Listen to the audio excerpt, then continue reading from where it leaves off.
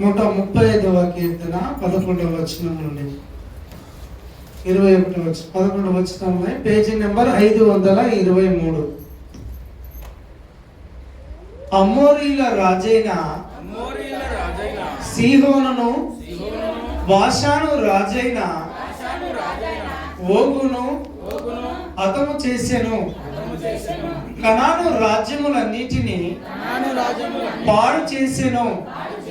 ఆయన వారి దేశమును స్వాస్థ్యముగాను ఇశ్రాయేలీయులైన తన ప్రజలకు స్వాస్థ్యముగాను అప్పగించెను.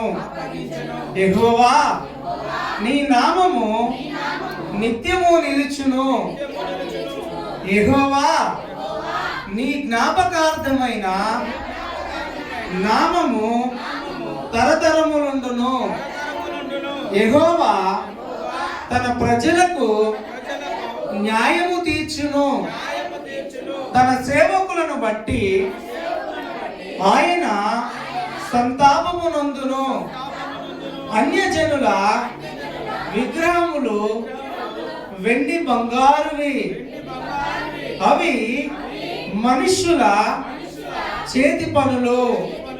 వాటికి నోరుండియు పలుకవు, కన్నులుండియు చూడవు, చెవులుండియు వినవు.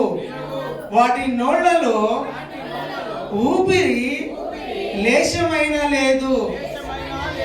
వాటిని చేయు వారిని వాటి యందు నమ్మికయించు వారందరూ వాటితో సమానులగుదురు.